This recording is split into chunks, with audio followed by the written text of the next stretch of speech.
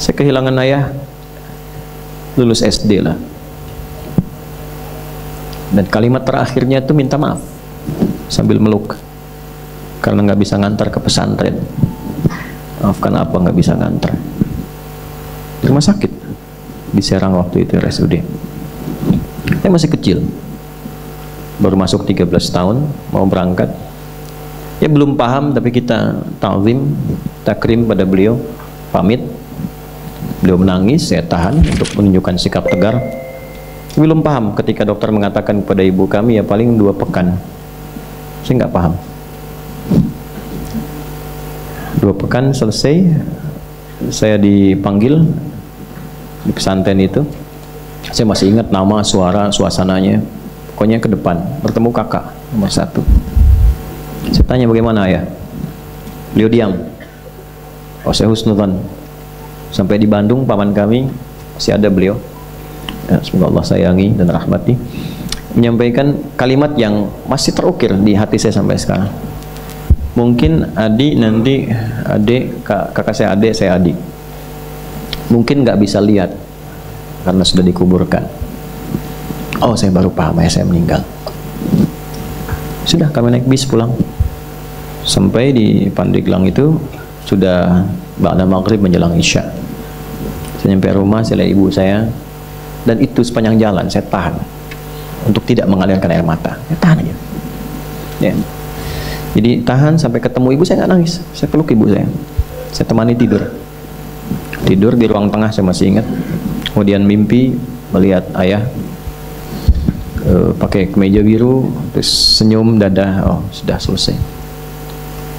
Tapi setelah itu besoknya kita temukan mushaf tuh, saya mau bicara Quran. Saya mengharap satu hal yang nggak mungkin saya bisa lakukan lagi dalam dunia yang hidup. Artinya saat kita punya sesuatu untuk memberi atau mungkin cuma mijitin atau apa, sosoknya sudah nggak ada. Maka saya hanya bisa menggantungkan harapan kebaikan kepada yang maha menguasai segala hal. Maka diikhtiarkan lewat Quran.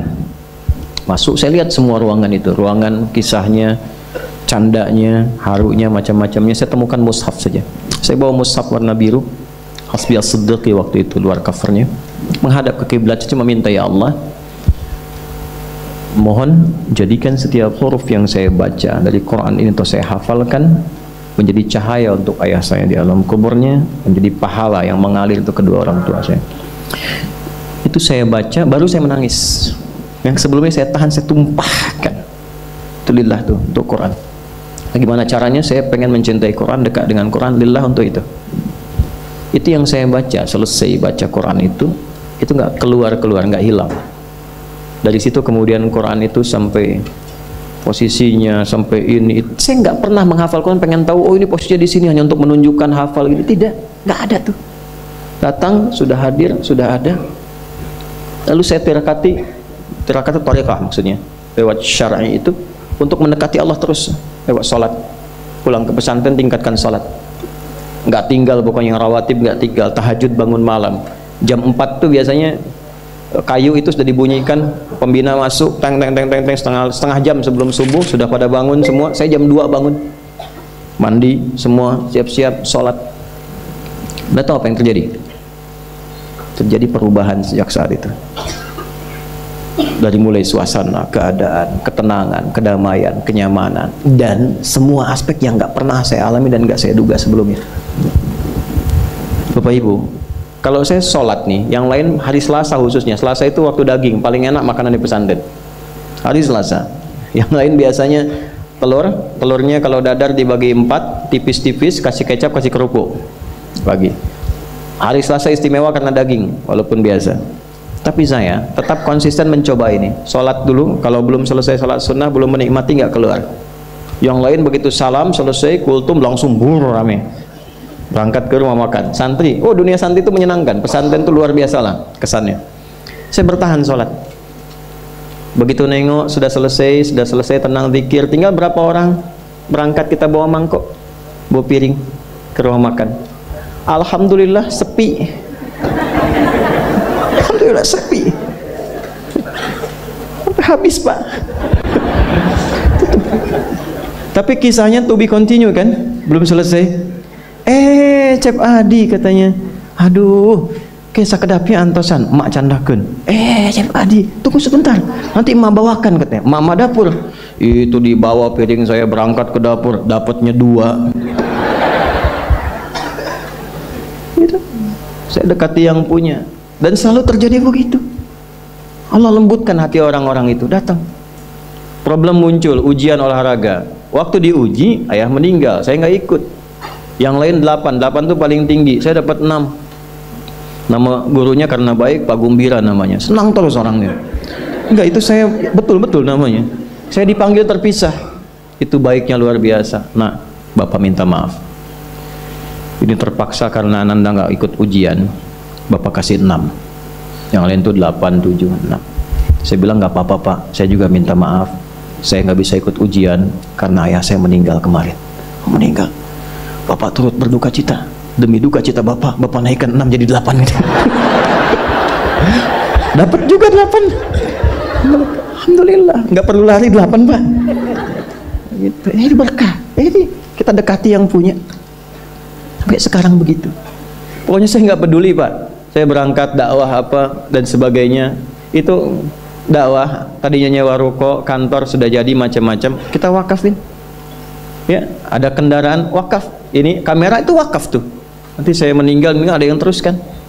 Ya, wakaf, pesantren wakaf semua, dari mulai tanahnya sampai gedung bangunan. Itu kami wakafkan semua. Karena apa? Tujuan saya berdakwah bukan mengumpulkan itu. Nanti gantian, ini cuma dipakai aja. Ini sementara yang saya pakai itu cuma kitab, baju beberapa. Selesai gantian, kasih lagi. Hidupnya enak, hasilnya apa? Sampai sekarang itu nggak pernah beli. Allah kasih hadiah dari ujung kepala sampai ujung kaki, nggak ada beli. Saya pernah mencoba ingin beli, begitu mau bayar dibayarin lagi. Akhirnya saya lakukan dengan pakai masker, jalan nggak boleh ada orang tahu, supaya saya tahu caranya beli itu gimana. Berhasil, alhamdulillah. Dan harus saya tutup rapat, begitu ketahuan dapat lagi nanti. Ya, ternyata apa? Lebih gampang dibeliin daripada beli sendiri. Ini aksesnya. Dan kita nggak merasa tinggi, biasa saja gitu. Itu melatih diri. Tapi bukan apa-apa, cuman ikut orang dulu, meneladani ulama-ulama dulu saja, nikmat hidupnya. Itu aja poinnya, apa yang mau dicari. Maka mulai sekarang, itu poinnya tuh. Percepatan pengetahuan hanya dengan takwa. Saya kalau mau ujian, teman-teman itu ke kelas, saya ke masjid. Silakan tanya sama teman-teman seangkatan saya pasti ke masjid. Apa yang terjadi? Ya kita lihat, cuma ini yang jangan ditiru. Saya itu dulu jarang menulis. Ya, sekarang malah senang nulis. Karena apa? Ada merasakan dari ibu, doa ibu. Jadi ingatan yang cukup nyaman dengan ingatan itu. Jadi kalau ada sesuatu yang baik berkesan, itu saya nggak lupa. Biasanya Allah berikan kejagaan di situ. Contoh dulu ada sidul anak sekolahan kan, SDAS itu sidul anak sekolahan. Opletnya nomor berapa tuh platnya? Nggak tahu. 1053. Mobilnya Sarah 2687 ALT. Si Roy yang botak itu 2007 tuh plat mobilnya. Saya tahu itu. Muncul. Saya paham di beberapa itu. Pak Harto waktu berhenti jadi presiden tahun 98 kan, itu kan pindah dari mobil RI1 ke mobil lain kan, yang sipil. Berapa nomor platnya? 2044 AE. Itu saya ingat itu karena beliau kan kalau berkunjung selalu ke anak-anak SD, apa motivasi 25 tahun kita akan begini, akan begitu. Ternyata saya baru tahu kekinian bahwa itu ada visi emas untuk Indonesia di tahun sekian. Setahun sebelum sekarang ditetapkan 2045 sudah bikin, makanya dari pelita dan seterusnya. Setiap pemimpin pasti ada keunggulan, kebaikan-kebaikan bisa diteladani. Nah, saya mengandalkan ingatan, jarang nulis. Akhirnya apa? Kalau ke masjid, ujian, teman-teman baca, saya yakin pasti bakal kencang, maka saya ikut tiduran di sampingnya. Ya dulu begitu. Jadi begitu dia selesai, nanti bangunkan saya ya, alhamdulillah saya hafal tuh, awal sampai akhir. Nah tapi poinnya begini, ini yang paling indah itu, saya nggak cukupkan sampai di situ, malamnya tetap saya mesti sholat, tahajudnya jaga. Itu kalau saya tahajud, terus ketiduran, tidur, selalu bermimpi ngerjain soal sampai selesai. Besoknya persis sama dengan yang dilihat tadi malam. Hampir tiap ujian. Tapi saya nggak pernah lihat wajah antum tuh. Tetap antum berlaku bulan depan.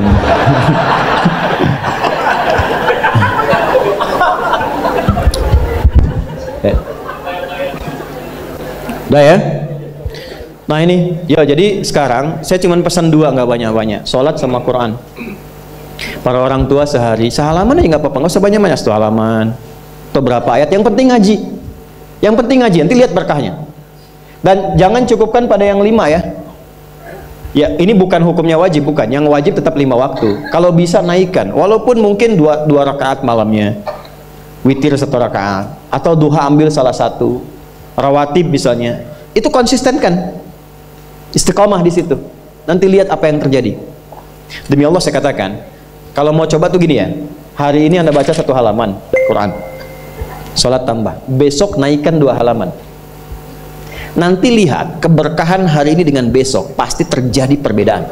Setiap Anda baca lebih banyak akan terjadi perubahan kehidupan di hari itu. Gak percaya silahkan. Karena yang jamin langsung pencipta kita.